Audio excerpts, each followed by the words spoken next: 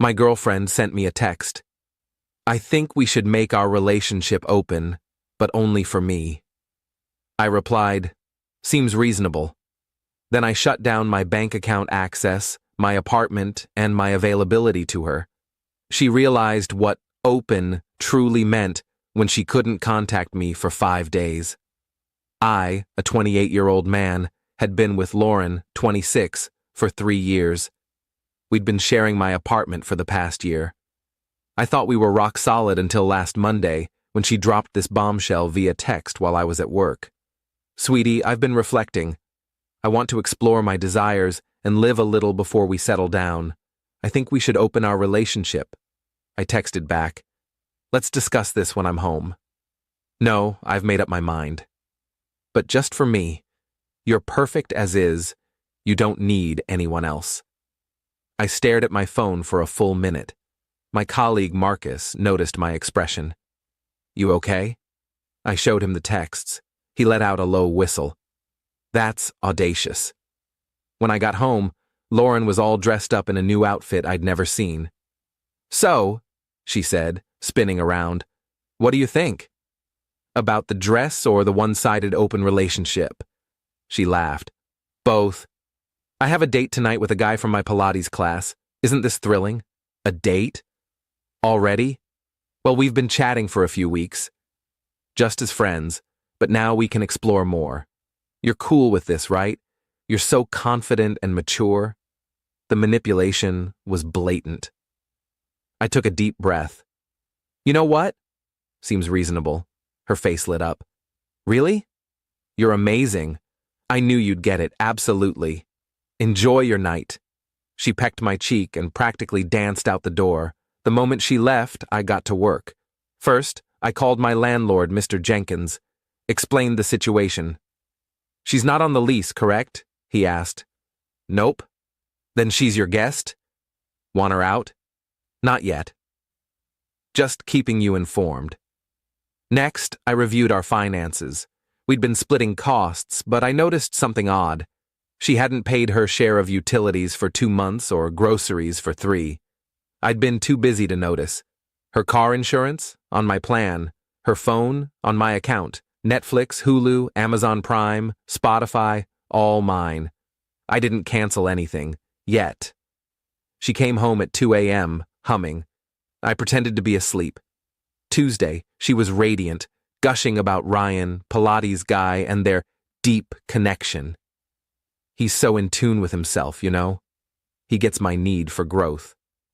That's awesome, I said, sipping my coffee. You're not jealous? Why would I be? This was your call. I respect it. She looked puzzled, but pleased. Wednesday? She asked for cash.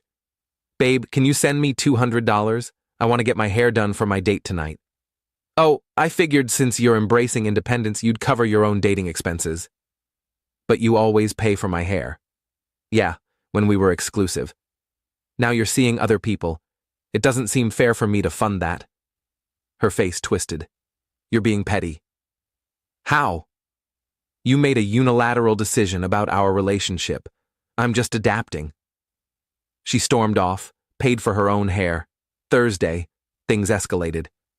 Why isn't my Netflix working? She yelled from the living room. Oh, I updated the password. What? Why? I'm reevaluating who gets access to my accounts. My accounts? We share everything. No, you use my accounts. Big difference. She marched into the kitchen. What's your issue? No issue. You wanted to open things up. I'm opening them up. That's not what I meant. What did you mean? I meant I could see other people, but everything else stays the same. So you want to date others while I bankroll your life? You're twisting my words. I'm literally quoting you. She grabbed her bag. I'm going to Ryan's. At least he values me. Cool. Have a good time Friday. I took a day off. Packed her belongings neatly into boxes. Changed the locks. She had a key, but wasn't on the lease, so it was legal. Placed her boxes in the building's storage room with a note. Your items. You have 30 days to pick them up. Then I blocked her everywhere and headed to my friend Leo's cabin for the weekend. Turned off my phone. Update 1. I turned my phone on Monday morning to 73 missed calls, 126 texts, and 32 emails. Not from Lauren, who was blocked, but from her friends, her mom, and even Ryan. My favorite was Ryan's. Your girlfriend's unhinged. She's been at my place since Friday freaking out. Can you come get her? I replied, not my girlfriend anymore. Your issue now, Zen Master Lauren's best friend Tara left 15 voicemails, each more frantic. I listened for laughs while making breakfast. You can't just disappear on her. She's having a meltdown. This is cruel. She didn't mean it. Ryan kicked her out. Answer your phone. I texted Tara once. She wanted an open relationship. I opened it so wide she fell through. Not my problem.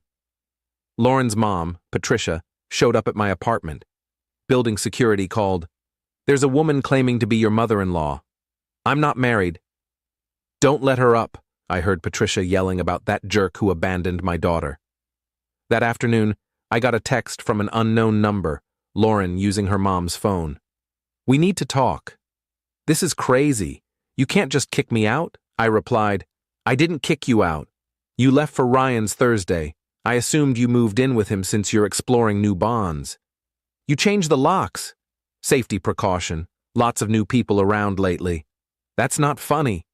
Neither is being told your girlfriend wants to date others while you pay her way. I sent her a screenshot of her original open relationship text. That's out of context. The context is right there, she called. I didn't pick up. Tuesday evening, the drama kicked up. Lauren had been couch surfing.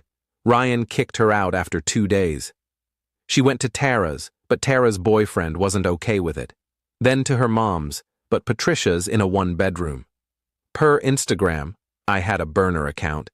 She was posting vague quotes about toxic men and when he can't handle a liberated woman. My ex before Lauren, Jenna, who I'm still cool with, sent me screenshots of Lauren messaging her. Woman to woman, what's his deal? Why's he like this? Like what? Cold, spiteful, controlling. That's not him at all. What happened? I just asked for space to find myself and he evicted me. You asked for space and he gave you all of it. Seems fair, you're just still into him. Lowell, I'm engaged with a kid, but nice try. Jenna sent me laughing emojis. Dodged a missile there, pal. Update 2. By Wednesday, Lauren had hired a lawyer, or tried to. Lawyers cost money, and she had $74 in her account. How do I know? She accidentally sent me a screenshot meant for Tara, showing her bank balance while ranting about financial abuse. Thursday morning, Patricia called from a new number. You need to take her back. No. She made a mistake. She made a choice. She's crashing in my one-bedroom. I can't do this. Maybe you should have taught her about consequences. How dare you? I hung up. Thursday afternoon, my building manager called. Someone tried to break into your apartment. Don't worry. They didn't get in. New locks held. It's on camera. Want to press charges? I watched the footage.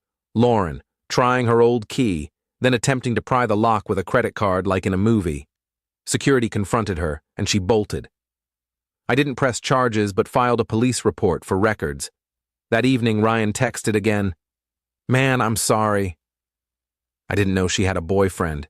She said you were her ex, controlling, and she was finally free. I sent him the timeline, her open relationship text from Monday, her date with him that night. Damn, she played me. Yep. She told me you controlled all the money, wouldn't let her see friends. I paid for everything because she spent her cash on Pilates and edibles. Never stopped her from seeing anyone. Wow, she's at some guy named Ethan's now from Hinge. Met him Tuesday. It's been 4 days since she left. Yeah, she's been busy. Matched with like 50 guys, talking about needing a place to stay. Friday morning, I got served. She was suing me for unlawful eviction and emotional distress. I laughed so hard the process server looked worried. I called my lawyer friend, Alex. She was seeking $10,000 for distress and 3 months of living expenses. He chuckled. This is cute. She wasn't a tenant, right? Nope. Guest? not on the lease. Never paid rent. Did she get mail there? Some, but I have texts of her saying she was staying temporarily until she found her own place. From when? 2 months ago, she was house hunting but liked my place better. Perfect. This'll be tossed out. Countersue? For what? Attempted break-in, defamation, her social media posts, and my favorite, fraud. Fraud? She told people you were broken up when you weren't to get housing from Ryan and others. Do it. Update 3. The weekend was calm. Too calm. Then Monday hit like a storm. Patricia and Lauren posted a Women Uplifting Women Facebook post, claiming I was an abuser who controlled Lauren's finances, isolated her, then made her homeless when she sought independence. It got 900 shares locally, but I had proof. I posted my own response. Since my ex wants to go public, here's the truth with screenshots. Monday. She texts me about opening our relationship, but only for her. Monday night. She goes on a pre-planned date with Ryan. Tuesday, Thursday. She lives in my apartment, asking me for date money. Thursday night. She leaves for Ryan's voluntarily. Friday. I pack her things safely after she doesn't return. I've paid 100% of rent, utilities, and her car insurance for 6 months. She hasn't contributed. She's not on the lease. She chose to leave for another man's place. I had every right to change my locks. But sure, I'm the abuser. I attached everything. Her open relationship text, Venmo requests for date cash, texts about her temporary stay. The post got 2,000 shares in 6 hours. 3 of Lauren's exes reached out. She did this to me in college, got me to pay her tuition, then dumped me. She lived with me rent-free for a year, cheated, then claimed abuse when I kicked her out. We started a group chat, Lauren Escape Club. Ethan, the Hinge guy, messaged Monday night. Is this your ex? He sent her profile. She's at my place, talking about moving in after 3 days. Run, man. Already packing her stuff. Thanks for the heads up. Tuesday morning, Lauren was officially homeless. Patricia couldn't handle her. Tara blocked her after Lauren tried to flirt with Tara's boyfriend to test his loyalty. Ryan had blocked her. Ethan kicked her out. She burned through 5 couches in under 2 weeks. Final update. The court hearing for her lawsuit was yesterday. It was spectacular. Lauren showed up in an overly formal dress, like she was attending a gala. The judge reviewed her complaint, then my evidence. The lease, my name only. Bank statements showing I paid everything. Her texts about staying temporarily. Her open relationship message, security footage of her attempted break-in, and her defamatory posts. Ms. Lauren, the judge began, sounding exhausted, you were not a tenant, just a guest. You left voluntarily to stay with another man. Your ex had every right to change his locks, but I had nowhere to go. Per these texts, you went to Ryan's, then Ethan's, and others. You had places to go. He financially abused me. By not funding your dates with other men? The courtroom laughed. Lauren flushed.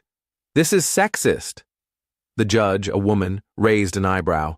How? He's using his money against me. His money that paid his own rent? More laughter.